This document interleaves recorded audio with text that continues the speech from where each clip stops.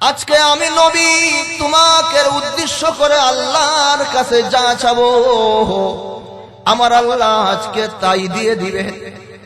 আব্দুল্লাহ বলে, ওগো নবীজি, দুনিয়ার কোনো কিছু আমার আশা আকাঙ্ক্ষা নেই। দুনিয়ার স্বাচ্ছন্দ্য, দুনিয়ার রাজা বাদশাহী এগুলো আমি চাই না। তবে আপনার জবান থেকে আমি শুনেছি আপনি বলেছেন শাহাদাতের মৃত্যুবরণ করলে কিয়ামতের ময়দানে আল্লাহ পাক কিছু জিজ্ঞাসা করবেন না। ওগো নবীজি, আপনি বলেছেন শাহাদাতের মৃত্যু হলে কিয়ামতের ময়দানে হিসাব নিকাশ হবে না। নবীজি, আপনি একটু আমার জন্য দোয়া করেন, আল্লাহ যেন আমাকে শাহাদাতের মর্তবা দিয়ে দেয়। এবার নবীজি হাত তুলে দোয়া করলেন, আল্লাহ আপনি আমার আব্দুল্লাহকে শাহাদাতের মর্তবা দিয়ে দেন। নবীর দোয়া কবুল হয়ে যায়। এবার নবীজি বলেন, ও মিয়া আব্দুল্লাহ, উলঙ্গ হয়ে ঘুরবা এটা আমার সহ্য হয় না। না আব্দুল্লাহ রে, আমার পরিধানের 2 জোড়া কাপড় আব্দুল্লাহ আমি তোমাকে হাদিয়া দিয়ে দিলাম। এবার আব্দুল্লাহ নবীজির দেওয়া হাদিয়া 2 জোড়া কাপড় পরে আর মদিনার ভিতরে ঘুরে মানুষে জাগ দিয়া বলে, ও আমি আব্দুল্লাহ জামাটা কার? আব্দুল্লাহ বলে, এরে বলে লাভ নাই, বাবা মা আমাকে ঘর থেকে বের করে দিয়েছে। উলঙ্গ অবস্থায় নবীজির কাছে এসেছি, আর আমার নবীজি আমাকে এই 2 জোড়া কাপড় আমাকে হাদিয়া দিয়েছে। এবার দেখেন নবীজির দোয়া কিভাবে কবুল হয়ে যায়। কিছুদিন পরে যুদ্ধ হয়, যুদ্ধের জন্য রওনা করেছেন। পথের ভিতরে আব্দুল্লাহ অসুস্থ হয়ে যায়, আব্দুল্লাহর মৃত্যু হয়ে যায়। নবীজি ঘোষণা করে দিলেন, যুদ্ধে যাওয়ার পথে যে ব্যক্তি মৃত্যুবরণ করবে আল্লাহ রাব্বুল আলামিন তাকেও শাহাদাতের মর্তবা দিয়ে দিবে। এবার আব্দুল্লাহকে ডাক দিয়ে বলে, ও আমার সাহাবী, শোনো, আব্দুল্লাহকে কাফন করাও, জানাজা আমি নিজে মুহাম্মাদুর রাসূলুল্লাহ পড়াবো। আব্দুল্লাহর লাশ যখন সামনে আনা হলো, সাহাবা ইকরাম দাঁড়িয়ে আছে। নবীজি 2 কাতারের মাঝখানে ফাঁক করে যখন যাচ্ছিলেন, নবীজি জমিনের উপরে এভাবে পা রাখতে পারেন না, এভাবে আঙ্গুলের উপরে ভর দিয়ে দিয়ে নবীজি সামনে গেলেন। সাহাবা ইকরাম ডাক দিয়ে বলে, ওগো আমার নবীজি, হায় রে হায়, আপনার পার ভিতরে কি হলো যে আপনি পার উপরে ভর করে হাঁটতে পারছেন না? নবীজি বলে, আরে পাগলের দল, না না, আমার পায়ের ভিতরে কিছু হয়নি। আমার আব্দুল্লাহর জানাজার ভিতরে আল্লাহ রাব্বুল আলামিন আসমান থেকে এত পরিমাণ ফেরেশতা পাঠিয়েছে, তোমরা দেখো না, তোমরা জানো না।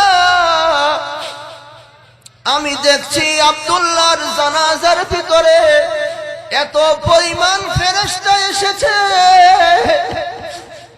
পা রাখবো, পা রাখার পরিমাণ জায়গা জমিনের ভিতরে নাই। ওরে আল্লাহ রে,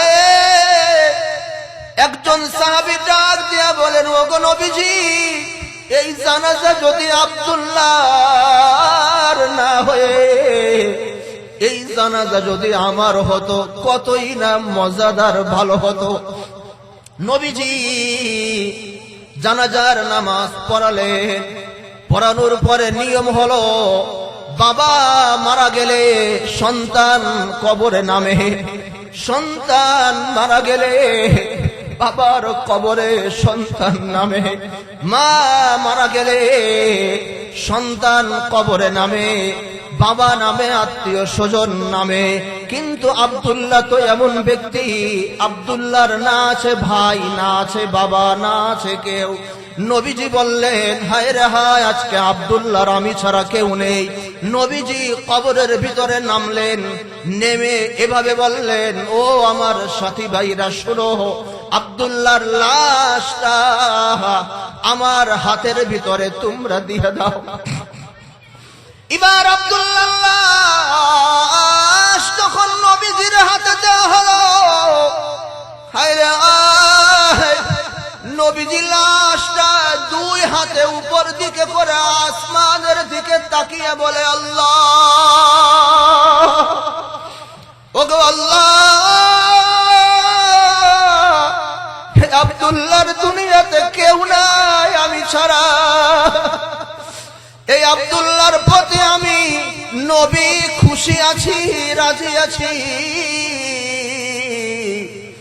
ওগো আল্লাহ, এই আব্দুল্লাহর প্রতি আপনিও রাজি আর খুশি হয়ে যান। আল্লাহ নবী, বিশ্ব নবী, রহমতুল্লিল আলামিন জনাবে মুহাম্মদুর রাসূলুল্লাহ সাল্লাল্লাহু আলাইহি ওয়াসাল্লামের অসংখ্য হাদিস থেকে ছোট্ট একখানা হাদিসের অংশ বিশেষ তেলাওয়াত করেছি। যদি কিনা আল্লাহ রাব্বুল আলামিন আমাকে আপনাকে তৌফিক দান করেন, তাহলে আলোচ্য আয়াতের উপরে নির্দিষ্ট সময়ের ভিতরে আলোচনা শেষ করব। ওমা তাওফীকি ইল্লা বিল্লাহ। প্রথমে আপনাদের কাছে কয়েকটা প্রশ্ন করি। আচ্ছা, সবাই বলেন তো, আমাদেরকে কে সৃষ্টি করেছেন? আরো জোরে, কে সৃষ্টি করেছেন? কেন সৃষ্টি করেছেন বলেন? হ্যাঁ, ওয়ামা খালাকাতুল জিন্না ওয়াল ইনসা ইল্লা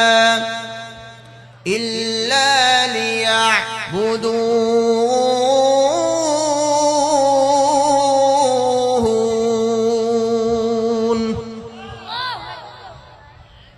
এক নম্বর হলো, আল্লাহ রাব্বুল আলামিন আমাকে আপনাকে সৃষ্টি করেছেন নাকি অন্য কেউ সৃষ্টি করেছেন? আওয়াজ করতে হবে। আল্লাহ পাক আমাদেরকে সৃষ্টি করেছেন নাকি অন্য কেউ আমাদেরকে সৃষ্টি করেছেন? নাকি আমরা বানর থেকে এমনে সামনে এভাবেই প্রাকৃতিক ভাবে আমরা মানুষ রূপে ধারণ করেছি? কোনটা? কথা বলেন। আল্লাহ রাব্বুল আলামিন আমাদেরকে সৃষ্টি করেছেন। কারোর সন্দেহ আছে? কি বলেন, কারোর সন্দেহ আছে? এক নাম্বার, আল্লাহ পাক আমাদেরকে সৃষ্টি করেছেন। দুই নাম্বার হলো, কেন সৃষ্টি করেছেন? উদ্দেশ্য আছে কিনা বলেন? হ্যাঁ, প্রথম কথা হলো, আল্লাহ পাক আমাকে আপনাকে সৃষ্টি করেছেন। পৃথিবীতে যত জিনিস সৃষ্টি হয়, বিজ্ঞানীরা যত জিনিস সৃষ্টি করেছে, আবিষ্কার করেছে, প্রত্যেকটা জিনিস সৃষ্টির পিছনে, আবিষ্কারের পিছনে উদ্দেশ্য আছে না নাই? কথা বলেন, উদ্দেশ্য আছে না নাই? ঠিক ওরকম ভাবে আল্লাহ রাব্বুল আলামিন আমাকে আপনাকে যে সৃষ্টি করেছেন, আল্লাহ পাকের একটা উদ্দেশ্য আছে কিনা? কথা বলে, আছে কিনা? প্রথম কথা হলো যে আল্লাহ রাব্বুল আলামিন আমাদেরকে সৃষ্টি করেছেন। কিভাবে সৃষ্টি করলেন? আল্লাহ পাক অন্য আয়াতে বলেন, লাকাদ খালাকানাল ইনসানা ফি আহসানি তাকওয়ীম।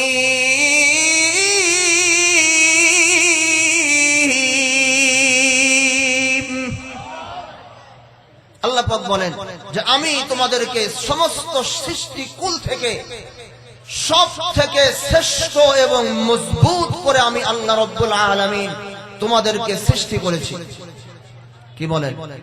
এজন্য আল্লাহ নবী, বিশ্ব নবী, রহমাতুল্লিল আলামিন জনাবে মুহাম্মদুর রাসূলুল্লাহ সাল্লাল্লাহু আলাইহি ওয়াসাল্লাম হাদিসের ভিতরে বলেছেন, আল্লাহ রাব্বুল আলামিন আমাদেরকে সুন্দর করে সৃষ্টি করেছেন। ও দুনিয়ার মানুষ, তোমরা যখন একটা ফুলকে দেখো, ফুল বড় সুন্দর। একটা বাড়ি দেখো, বাড়ি দেখে বলো বাড়িটা অনেক সুন্দর। কক্সবাজার গিয়ে তোমরা ঘুরতে যাও, বলো কক্সবাজারটা অনেক সুন্দর। পাখি দেখো, পাখি দেখে বলো পাখিটা অনেক সুন্দর। রাস্তা বানানো হয়েছে, রাস্তা দেখে বলো রাস্তাটা অনেক সুন্দর। কিন্তু আল্লাহ রাব্বুল আলামিন ডাক দিয়া বলেন, ওরে দুনিয়ার মানুষ, রাস্তা যে আমি সুন্দর করে বানিয়েছি এটা আমি কোরআনের ভিতরে উল্লেখ করিনি, আমি আল্লাহ বলিনি। পাখি পাখি ডাক দিয়া বলে, ও দুনিয়ার মানুষ, তোমরা আমি পাখিকে দেখে বলো পাখি আমি অনেক সুন্দর। কিন্তু আমি পাখি যে সুন্দর এই কথা আল্লাহ পাক কোরআনের ভিতরে উল্লেখ করেনি। কিন্তু দুনিয়ার মানুষ তোমরা শুনে নাও, আল্লাহ রাব্বুল আলামিন তোমাদেরকে যে সুন্দর করে সৃষ্টি করেছেন এ কথা আল্লাহ পাক কোরআনের ভিতরে ঘোষণা করে দিয়েছে। ওয়ামা খালাকাতুল জিন্না ওয়াল ইনসা ইল্লা লিয়াবুদুন।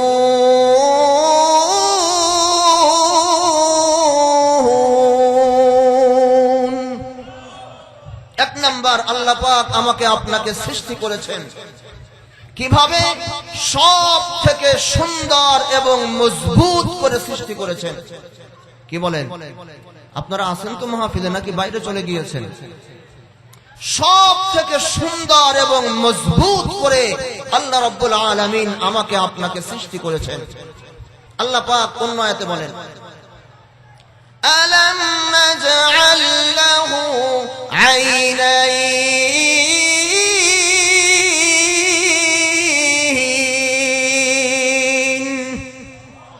ও দুনিয়ার মানুষ, আমি কি তোমাকে চক্ষু দান করিনি? আলাম নাজআল লাহু আইনাইন, আমি কি তোমাকে চোখ দান করিনি? যে চোখ দিয়ে তুমি আলো বাতাস এত সুন্দর পৃথিবী তুমি দেখবে, এজন্য আমি আল্লাহ তোমাকে চক্ষু দান করিনি?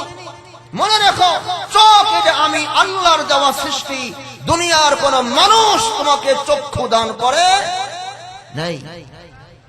অন্যতে বলেন, ওয়ালিসানা ওয়া শাফাতাইন।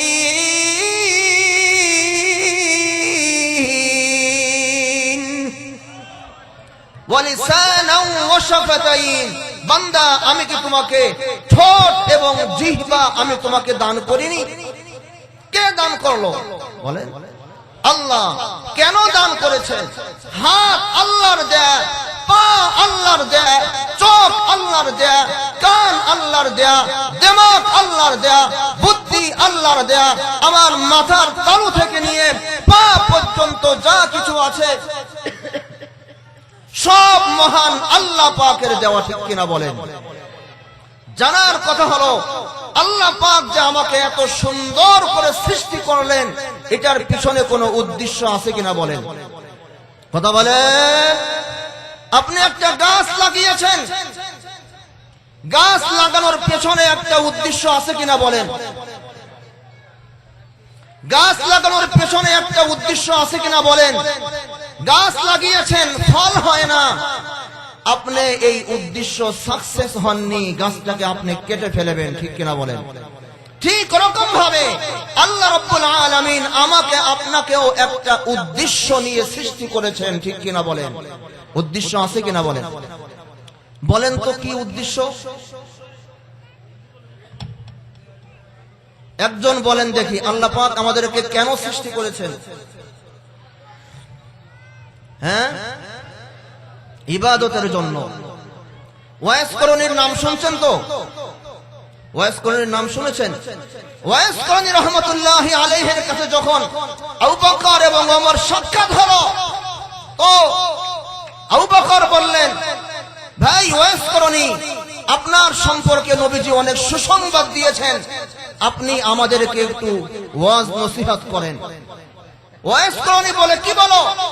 তুমি হলো নবীর সাহাবী, আর আমি নবীকে দেখতে পাইনি, সুতরাং আমি তোমাদেরকে কি নসিহত করব, বরং তোমরা আমাকে নসিহত করো।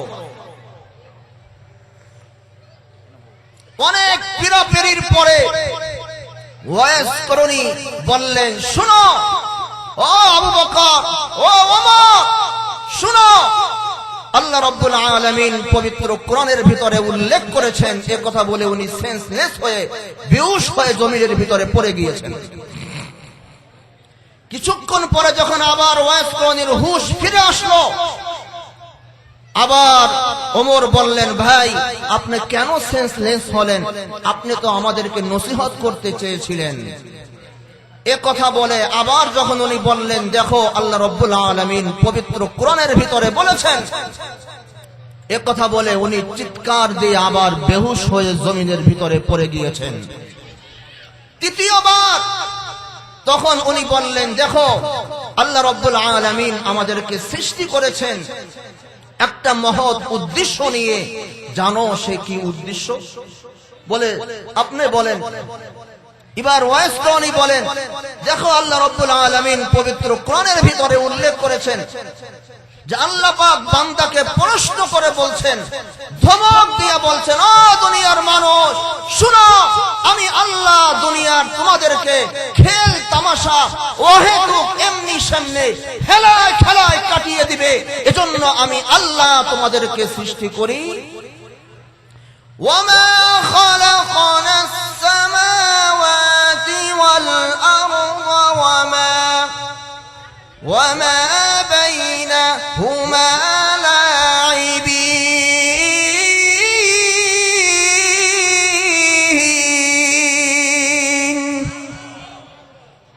ওয়াইস করণী এই কথা বলে আবার বেহুশ হয়ে পড়ে গেলেন। আবু বকর, ওমর রাদিয়াল্লাহু তাআলা আনহু উনরা কাঁদতে কাঁদতে ওনাকে আবার হুঁশ ফিরে আনলেন। তার মানে হলো আল্লাহ পাক আমাকে আপনাকে একটা উদ্দেশ্য নিয়ে সৃষ্টি করেছেন। কি উদ্দেশ্য? ইল্লা লিয়াবুদুন,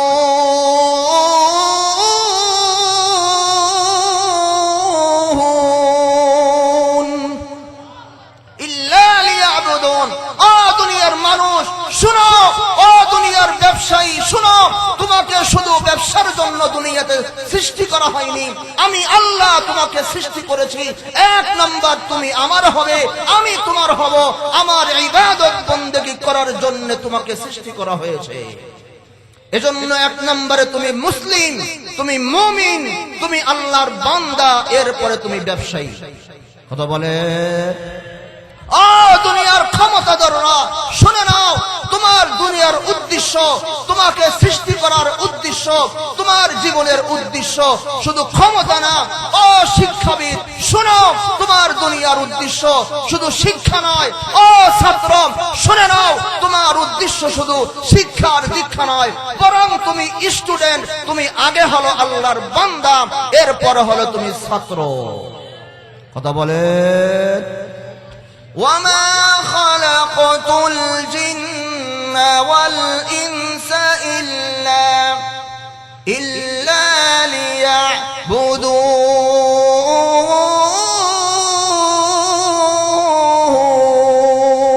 ليعبدون। আমি আল্লাহ তোমাদেরকে সৃষ্টি করেছি একমাত্র আমি আল্লাহর গোলামি করার জন্য। ঠিক কিনা বলেন? এজন্য আল্লাহর নবী বিশ্ব নবী রাহমাতুল লিল আলামিন জনাবে মুহাম্মদুর রাসূলুল্লাহ সাল্লাল্লাহু আলাইহি ওয়াসাল্লামের সাহাবী হযরতে আব্দুল্লাহ রাদিয়াল্লাহু তাআলা আনহু শীতের দিন গভীর রজনীতে উলঙ্গ হয়ে নবীজির রওজায়ে আতহারের সামনে জীবিত অবস্থায়, আগে যেখানে নবীজির ঘর ছিল এখন রওজায়ে আতহার, নবীজির ঘরের সামনে কোন কোণে শীতের ভিতরে একজন যুবক দাঁড়িয়ে আছে। শরীরের ভিতরে পোশাক নেই, কোন মতে গামছা গুমছা দিয়ে লজ্জাস্থান ঢেকে রেখেছে, কুরুমুরু দিয়ে দাঁড়িয়ে আছে। নবীজি যখন নামাজের জন্য উঠলেন, ফজরের নামাজ পড়তে, তাকিয়ে দেখে একজন যুবক অন্ধকার রাত্রে, শীতের রাত্রে কোন শীতের ভিতরে খালি গায়ে উলঙ্গ হয়ে দাঁড়িয়ে আছে। নবীজি ডাক দিয়া বললেন, ও যুবক, তুমি কে? এত গভীর রাত্র উলঙ্গ হয়ে দাঁড়িয়ে আছো, পরনে কোনো কাপড় নেই। এবার ওই যুবক ডাক দিয়া বলে, নবীজি আপনি আমাকে চিনেননি, আমি আব্দুল্লাহ, আমার আগের নাম ছিল আব্দুল উজ্জা। নবী আমি কিছুদিন আগে আপনার হাতে ইসলাম ধর্ম গ্রহণ করেছি, আমার আগের নাম ছিল আব্দুল উজ্জা, আপনার নাম পরিবর্তন করে নাম রেখেছেন আব্দুল্লাহ, আমি সেই আব্দুল্লাহ।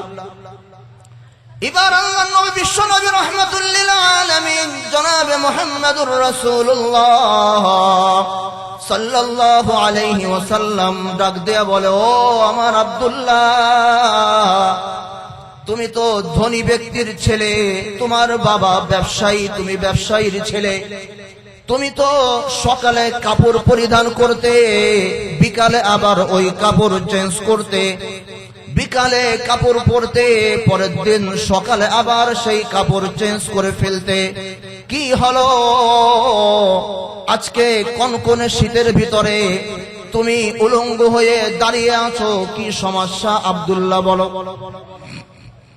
এবার আব্দুল্লাহ বলে, ওগো নবীজি, আমি ইসলাম ধর্ম গ্রহণ করেছি, আপনার দরবারে আসা যাওয়া করি, এই অপরাধে আমার পরিবারের সব লোকজন আমাকে নিয়ে বৈঠক বসেছে, বৈঠক বসে আমাকে জানিয়ে দিয়েছে হয়তো মুহাম্মাদের দরবার ছাড়তে হবে, আল্লাহর দরবার ছাড়তে হবে, অন্যথায় আমাদের ধন সম্পদ থেকে আমি তোমাদেরকে ত্যায্যপত্র করে দিব, তোমাকে আমরা ওয়ারিসচ্যুত করে দিব, জায়গা জমির কোনো ভাগ তুমি পাবে না, আমরা বাবা মায়ের পরিচয় তুমি দিতে পারবে না। ওগো নবীজি, আমি পরিষ্কার জানিয়ে দিয়েছি আমি বাবা ছাড়তে পারি, ও নবীজি আমি মাকেও ছাড়তে পারি, আমি ধন সম্পদ ছাড়তে পারি, সব কিছু আমি ছাড়তে পারবো, কিন্তু আমি আল্লাহ এবং আল্লাহর রসুলকে আমি ছাড়তে পারবো না। নবীজি আমি পরিষ্কার জানিয়ে দিয়ে এসেছি, একথা যখন আমি বলেছি, আমার বাবা আমার ঘর, আমার শরীর থেকে কাপড় চোপড় খুলে রেখেছে, আমাকে বলে দিয়েছে যাও এই মুহূর্তে তুমি ঘর থেকে বের হয়ে যাবে, আর শুনো তোমার শরীরে যেই পোশাক কাপড় চোপড় গুলো আছে এগুলো আমাদের, এগুলো খুলে দিয়ে যাও। নবীজি সবগুলো যখন খুলে রেখেছে আমাকে বাড়ির থেকে বের করে দিয়েছে। নবীজি বাড়ির থেকে বের হওয়ার পরে গেটের সামনে আমি দাঁড়িয়ে আমি আমার মাকে বললাম, ও গো মা,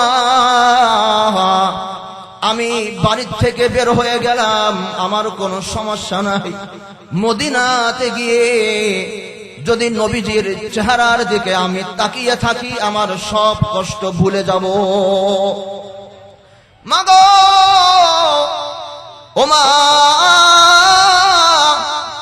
কিন্তু একটা কথা, এই লজ্জা স্থান না থেকে উলঙ্গ অবস্থায় কিভাবে নবীর দরবারে যাব, এটা আমার দ্বারা সম্ভব না মা, দয়া করে একটা কাপড় দিবেননি, যেই কাপড়টা আমি লজ্জা স্থানে পেয়েছি আমি আমার নবীর দরবারে গিয়ে হাজির হব।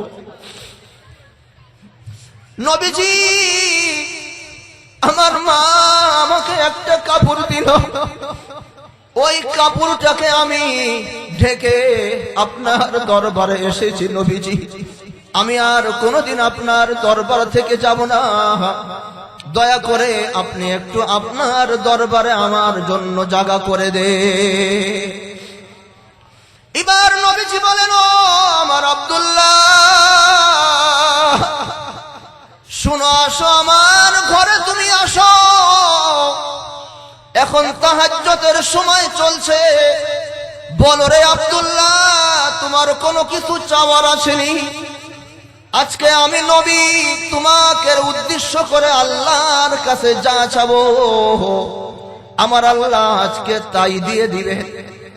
আব্দুল্লাহ বলে, ওগো নবীজি দুনিয়ার কোনো কিছু আমার আশা আকাঙ্ক্ষা নেই, দুনিয়ার সাত ছন্দ, দুনিয়ার রাজা বাদশাহী, এগুলো আমি চাই না। তবে আপনার জবান থেকে আমি শুনেছি আপনি বলেছেন শাহাদাতের মৃত্যুবরণ করলে কিয়ামতের ময়দানে আল্লাহ পাক কিছু জিজ্ঞাসা করবেন না। ওগো নবীজি, আপনি বলেছেন শাহাদাতের মৃত্যু হলে কিয়ামতের ময়দানে হিসাব নিকাশ হবে না। নবীজি, আপনি একটু আমার জন্য দোয়া করেন, আল্লাহ যেন আমাকে শাহাদাতের মর্তবা দিয়ে দেয়। এবার নবীজি হাত তুলে দোয়া করলেন, আল্লাহ আপনি আমার আব্দুল্লাহকে শাহাদাতের মর্তবা দিয়ে দেন। নবীর দোয়া কবুল হয়ে যায়। এবার নবীজি বলেন, ও মিয়া আব্দুল্লাহ, উলঙ্গ হয়ে ঘুরবা এটা আমার সহ্য হয় না। না আব্দুল্লাহ রে, আমার পরিধানের 2 জোড়া কাপড় আব্দুল্লাহ আমি তোমাকে হাদিয়া দিয়ে দিলাম। এবার আব্দুল্লাহ নবীজির দেওয়া হাদিয়া 2 জোড়া কাপড় পরে আর মদিনার ভিতরে ঘুরে মানুষে জাগ দিয়া বলে, ও আমি আব্দুল্লাহ জামাটা কার? আব্দুল্লাহ বলে, আরে বলে লাভ নাই, বাবা মা আমাকে ঘর থেকে বের করে দিয়েছে, উলঙ্গ অবস্থায় নবীজির কাছে এসেছি, আর আমার নবীজি আমাকে এই 2 জোড়া কাপড় আমাকে হাদিয়া দিয়েছে। এবার দেখেন নবীজির দোয়া কিভাবে কবুল হয়ে যায়। কিছুদিন পরে যুদ্ধ হয়, যুদ্ধের জন্য রওনা করেছেন। পথের ভিতরে আব্দুল্লাহ অসুস্থ হয়ে যায়, আব্দুল্লাহর মৃত্যু হয়ে যায়। নবীজি ঘোষণা করে দিলেন, যুদ্ধে যাওয়ার পথে যে ব্যক্তি মৃত্যুবরণ করবে আল্লাহ রাব্বুল আলামিন তাকেও শাহাদাতের মর্তবা দিয়ে দিবে। এবার আব্দুল্লাহকে ডাক দিয়ে বলে, ও আমার সাহাবী, শোনো, আব্দুল্লাহকে কাফন করাও, জানাজা আমি নিজে মুহাম্মাদুর রাসূলুল্লাহ পড়াবো। আব্দুল্লাহর লাশ যখন সামনে আনা হলো, সাহাবা ইকরাম দাঁড়িয়ে আছে। নবীজি 2 কাতারের মাঝখানে ফাঁক করে যখন যাচ্ছিলেন, নবীজি জমিনের উপরে এভাবে পা রাখতে পারেন না, এভাবে আঙ্গুলের উপরে ভর দিয়ে দিয়ে নবীজি সামনে গেলেন। সাহাবা ইকরাম ডাক দিয়ে বলে, ওগো আমার নবীজি, হায় রে হায়, আপনার পার ভিতরে কি হলো যে আপনি পার উপরে ভর করে হাঁটতে পারছেন না? নবীজি বলে, আরে পাগলের দল, না না, আমার পায়ের ভিতরে কিছু হয়নি। আমার আব্দুল্লাহর জানাজার ভিতরে আল্লাহ রাব্বুল আলামিন আসমান থেকে এত পরিমাণ ফেরেশতা পাঠিয়েছে, তোমরা দেখো না, তোমরা জানো না। আমি দেখছি আব্দুল্লাহর জানাজার ভিতরে এত পরিমাণ ফেরেশতা এসেছে, পা রাখবো, পা রাখার পরিমাণ জায়গা জমিনের ভিতরে নাই। ওরে আল্লাহ রে, একজন সাহাবী ডাক দিয়া বলেন, ওগো নবীজি, এই জানাজা যদি আব্দুল্লাহর না হয়ে এই জানাজা যদি আমার হতো, কতই না মজাদার ভালো হতো। নবীজি জানাজার নামাজ পড়ালেন। পড়ানোর পরে নিয়ম হলো, বাবা মারা গেলে সন্তান কবরে নামে, সন্তান মারা গেলে বাবার কবরে সন্তান নামে, মা মারা গেলে সন্তান কবরে নামে, বাবা নামে, আত্মীয় স্বজন নামে। কিন্তু আব্দুল্লাহ তো এমন ব্যক্তি, আব্দুল্লাহর না আছে ভাই, না আছে বাবা, না আছে কেউ। নবীজি বললেন, হায় রে হায়, আজকে আব্দুল্লাহর আমি ছাড়া কেউ নেই। নবীজি কবরের ভিতরে নামলেন, নেমে এভাবে বললেন, ও আমার সাথী ভাইরা, শুনো, আব্দুল্লাহর লাশটা আমার হাতের ভিতরে তোমরা দিয়ে দাও। এবার আব্দুল্লাহর লাশ যখন নবীজির হাতে দেওয়া হলো, হায়রে নবীজি লাশটা দুই হাতে উপর দিকে করে আসমানের দিকে তাকিয়ে বলে, আল্লাহ, ওগো আল্লাহ, আব্দুল্লাহর দুনিয়াতে কেউ নাই আমি ছাড়া। এই আব্দুল্লাহর প্রতি আমি নবী খুশি আছি, রাজি আছি। ওগো আল্লাহ, এই আব্দুল্লাহর প্রতি আপনিও রাজি আর খুশি হয়ে যান। একথা বলে নবী যখন লাশটারে কবরের ভিতরে নামালেন, সাদ বিন আবি ওয়াক্কাস চিৎকার দিয়ে জমিনের ভিতরে শুয়ে পড়লেন। সাদ বলে, ওগো নবীজি, এই লাশটা যদি আব্দুল্লাহর না হয় আমি সাদ বিন আবি ওয়াক্কাসের হতো রে, কতই রে ভালো হতো। কাঁদে আর গোড়ায়, ওরে আব্দুল্লাহ, তোমার কপালটার কত ভালো, নবীজি তোমার কবরের ভিতরে নেমেছে, আবার স্বীকৃতি দিয়েছেন নবীজি তোমার উপরে রাজি আছে। তোমার জানাজার ভিতরে আসমান থেকে ফেরেশতা এসেছে। এই জানাজা যদি তোমার না হয় আমি সাদ বিন আবি ওয়াক্কাসের হতো, কতই না ভালো হতো। নবীজি এবার কবরের মাটির উপরে ভর দিয়ে আসমানের দিকে তাকিয়ে যখন কবর থেকে উঠতেছিলেন, নবীজির চোখে পানি, মুস্কি একটা হাসি দিলেন। হাসি দিয়ে আবার লজ্জায় মাথা নত করে কবর থেকে উঠে গেলেন। সাহাবায়ে কেরাম মাটি টাটি দিয়ে নবীজি দূরে একটা পাথরের উপরে বসে আছেন। কিছু সাহাবায়ে কেরাম নবীজির আশপাশে গিয়ে বললেন, ওগো নবীজি, যখন কবর থেকে উঠতেছিলেন আপনার চোখের ভিতরে পানি ছিল, কিন্তু চোখ যখন আসমানে গেল আপনি মুস্কি হাসিটা কেন দিলেন? এবার নবীজি বলে, ও মিয়া শুনো, আমি যখন উপরের দিকে তাকিয়ে উঠতেছিলাম আমার আব্দুল্লাহর জন্য আল্লাহ রাব্বুল আলামিন আসমান থেকে হুর আর গিলমান জান্নাতের নাজ নেয়ামত নিয়ে পাঠাচ্ছিলেন কবরের ভিতরে। হুরদের বুকের কাপড় সরে যায়, এটা দেখে আমি লজ্জায় অবনত হয়ে যাই, চোখ নিচের দিকে করে যাই। আল্লাহর কাছে শুকরিয়া আদায় করি, আমার আব্দুল্লাহকে আল্লাহ পাক জান্নাত দিয়ে দিয়েছে। হ্যাঁ, এই জন্য যুবক সিদ্ধান্ত গ্রহণ করতে হবে। জীবন চলে যাবে, ধন সম্পদ চলে যাবে, আমিও চলে যেতে পারি, বিন্দু মাত্রর জন্য আল্লাহ পাকের বিধানের উল্টো চলা যাবে না।